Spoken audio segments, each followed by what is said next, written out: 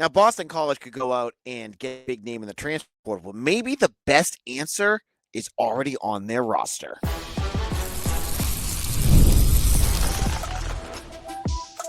You are Locked On Boston College, your daily podcast on the Boston College Eagles.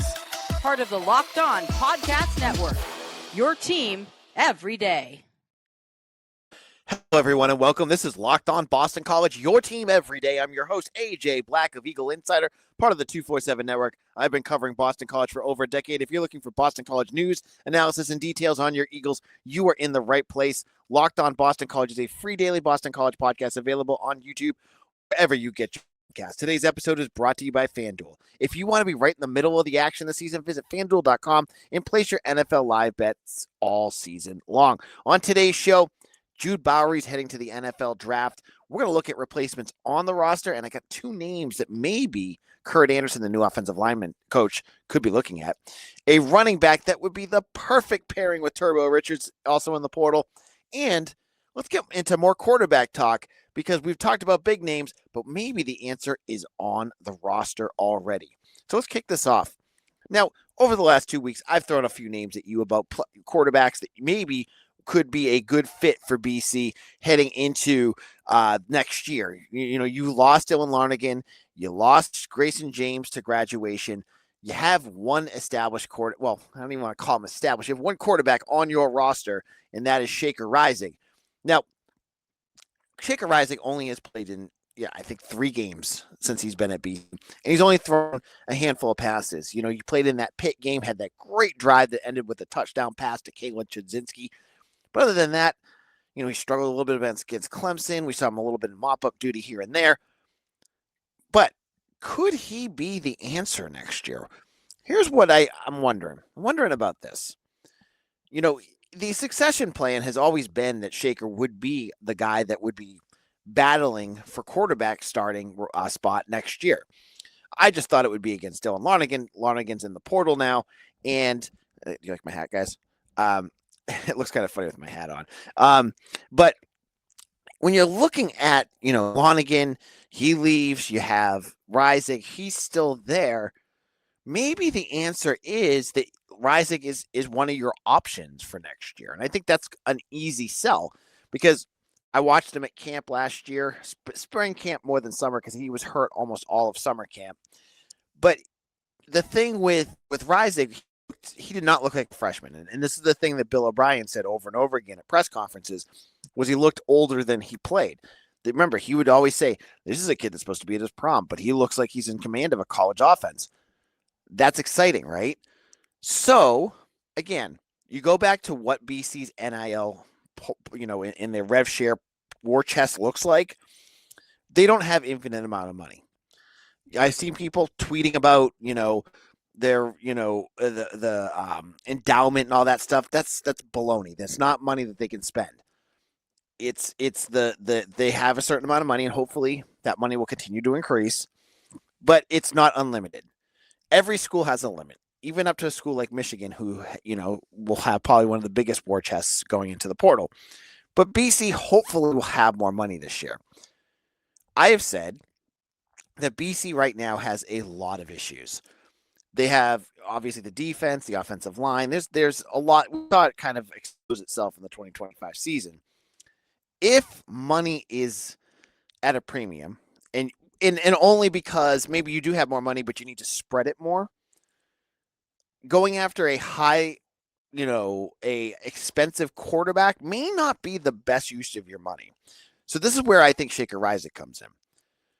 Could you go out there and get a quarterback that's, not the flashiest name, but also is established in the college ranks and could battle Shaker Reisig? And so the two of them could be your answer for next year. You could do basically what you did with Larnagin and Grayson James last year, where you let the two of them battle into the summer. You figure out who's going to be the quarterback. That's why a name like Ashton Daniels from Auburn would be an interesting to think about if that's the route you want to go. Now, if you look at Ashton Daniels' numbers, not the most thrilling numbers. I mean, he threw for about 700 yards this past year. He lost the starting job to Jackson Arnold. But if you look at his time at Stanford, he had a year at Stanford where he threw for 2,400 yards. So he has the potential, and he has a ton of snaps. So this is a guy that's played at college level for quite a while. He probably won't be that expensive. You could bring a guy like him in and have them challenge Reisig. And then, what happens? Maybe Shaker Reisig beats him in camp. That's how it ends. That could be an option for you. I think Shaker is an exciting player that really does fit with what Bill O'Brien wants to do. This is the first true freshman quarterback that they brought in under Bill O'Brien. Their staff, Jonathan DiBiase, Will Long, they've all watched him. This was one the staff was very excited about. So maybe this is the kind of guy that they could go out there and, this is year 2. This could be, a chance for him to grow. I want to see, a guy like him, if he can do it, be a serviceable ball manager. You need the most explosive quarterback in the world. Just a ball manager. And if you improve through the portal, your defense, go get yourself that Nadame Tucker that I talked about yesterday. Go, please get him. I want this guy on your roster. Get him, bring in a couple offensive line. We'll talk about a few in a couple minutes. And then you're talking because you're going to have more health on the secondary. You're going to hopefully have some talent out there. This is where maybe this is the kind of route you could go. So really, at the end of the day, O'Brien and his staff have a couple different routes that they can go. And I don't know what their money looks like because they're a private school. They're going to hold it close to the vest. They could go out there if they have the money and they want to go out and get, a Deuce Knight or Kenny Minchie, Jaden Craig, and they can afford it and they can get the other players, go for it. If you can do that and you can effectively get other players, that's fine. I just hope that if they do that, that doesn't mean, we need edge rushers. Oh, let's go look at, Mercyhurst College and see what they have, or, Stonehill College, Stonehill's, star edge rusher. We don't need this again. We need players that can play. And so there's plenty of guys that I've looked at that have connections that are from that area, that are either connected to the staff or connected to, to Kenyatta Watson that you can spend on. So if you can spend it and still get those guys, fine. If you need to question whether you can, what the Shaker Reisig route. This is a perfectly serviceable option for you. And you know what? I would honestly put Mason McKenzie in this lot too. Mason McKenzie was from Saginaw Valley, which you remember my show yesterday, a couple days ago. I had to look up where that was, and I was wrong. Michigan, right? I forget. But something like that. Those are the kind of quarterbacks you could go for instead of going for the top and spending all that money. You do that and get a few other pieces that you need. So those are the two options really that you can go with. I don't have the finances. I don't have their QuickBooks in front of me, so I don't know what they're going to do. But January 2nd's coming up, folks. We're going to find out soon. All right, in a moment, let's talk about another position that we haven't really addressed a lot, the running back position, because there's going to still be a need, I think, in the portal here. And I have a name I would love to see them go for in just a moment. NFL Sundays move fast, one big play, and suddenly everything feels different. That's what makes live betting with FanDuel so exciting. You're not just watching the game, you're reacting to it in real time. With FanDuel, you can place bets as the action unfolds, every drive, every momentum swing, every highlight moment. I love watching the live feed. I love doing live betting for NFL games. I did it with the Baltimore Ravens and New England Patriots game. I saw at the end of the game, I was watching Drake May. He's starting to get things going. Like you can do the next drive and pick a touchdown. Won a few times there. And then you can go from there. It's so much fun because you can also pick who's going to score the touchdown. If you picked Ramondre Stevenson, you were in good shape. So if you want to be right in the middle of the action of the season, visit FanDuel.com and place your NFL live bets all season long. With FanDuel, the game moves fast, and so can you.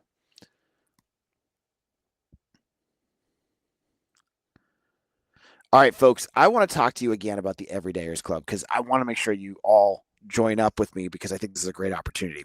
Thank you for making Locked On Boston College your first listen of the day, and thank you for making Locked On the #1 sports podcast. If you haven't already, go check out the new Everydayer Club. You get access to all ad-free audio feed on the Locked On Boston College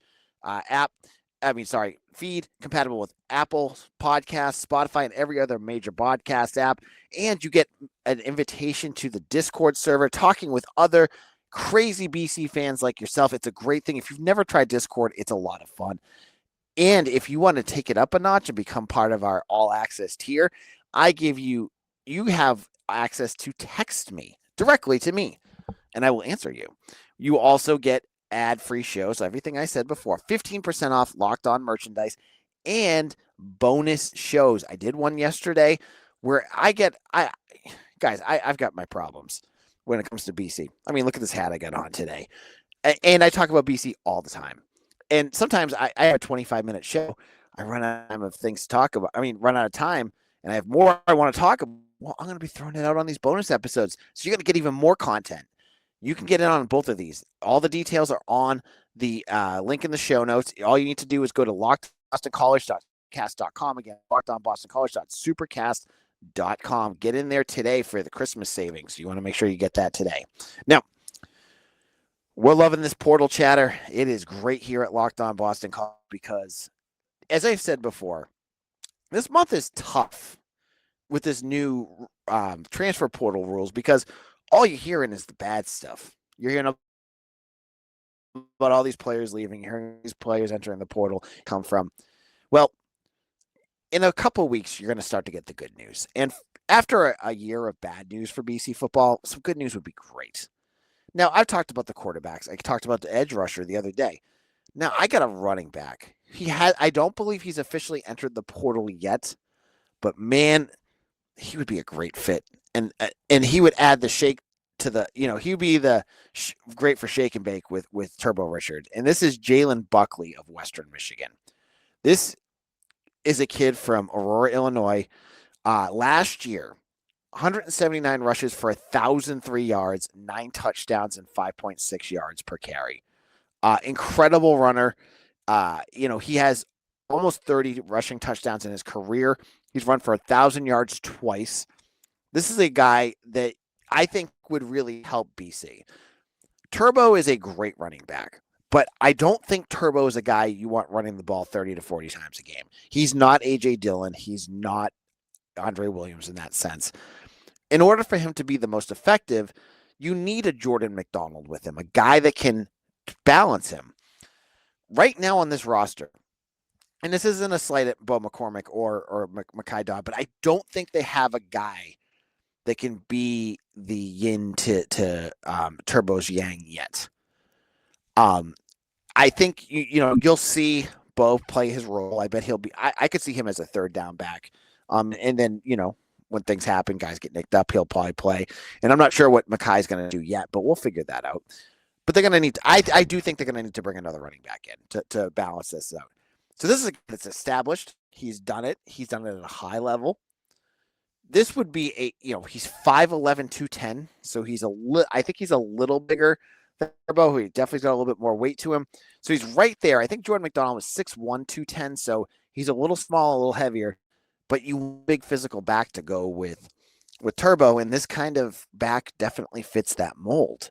So Jalen Buckley, he hasn't entered the portal yet, but I can definitely see this would be a guy that a lot of folks would be interested in. So he's someone I would love to see at Boston College. This goes back to what I'm saying, though, right? Like, you got a guy like Buckley. In terms of receiving, he had 12 receptions last year, 15 and 18 the years before. Not bad. He's got hands, but he's not going to be Trayshawn Ward. So you're going to need a Bo McCormick in there to do that kind of stuff too. It's just you need the versatility. You need the ability that in case Turbo gets hurt, and he's been hurt the last 2 years, you have another guy that can jump in and do it. This guy's already done it. I mean, he won. You guys probably are listening to this going, AJ, what is with you in the Western Michigan love? The two recruits that I have transfers that one transfer that's in, one that I'm hoping will go in, are both from Western Michigan. So I'm hoping that maybe BC can find some inroads there because that school won the MAC conference championship. They've got good players. Good players translate everywhere. So this is my second Western Michigan pick. Now, there's other running backs out there. I saw Yasin Willis, the running back from Syracuse, who I believe had BC in his finals, but that was under Jeff Hafley. He just entered the portal. I'm sure he's probably going to end up at a bigger school. He was like one of their better players. And there's other running backs. If you find a running back that fits the mold of what you want, yeah, I'm giving you Jalen Buckley right now, but you could probably find other running backs that can do what Jordan McDonald did. Remember, Jordan McDonald was not a hard to get recruit here. Like he was, I don't think he was a guy that was in high demand, but he came here, he worked his tail off.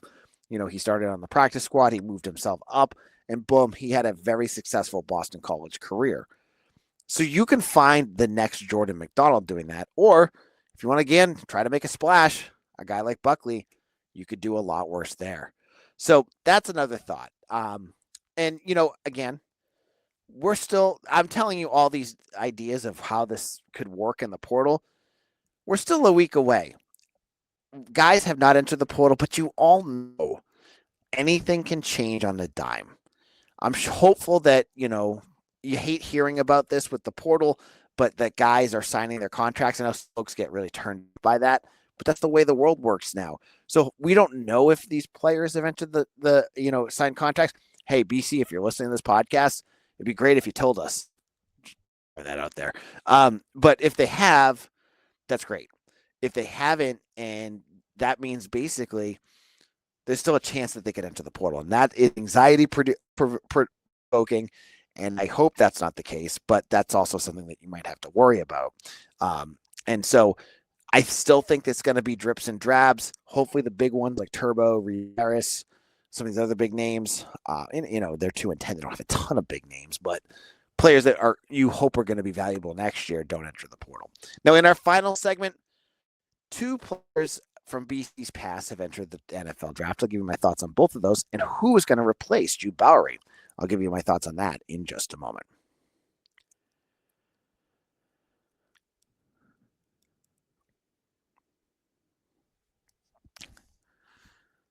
This is Locked On Boston College. I am your host, AJ Black. Ho, ho, ho. It's almost Christmas time. I hope you guys are all on your way. If you're celebrating with family, I hope you enjoy your time.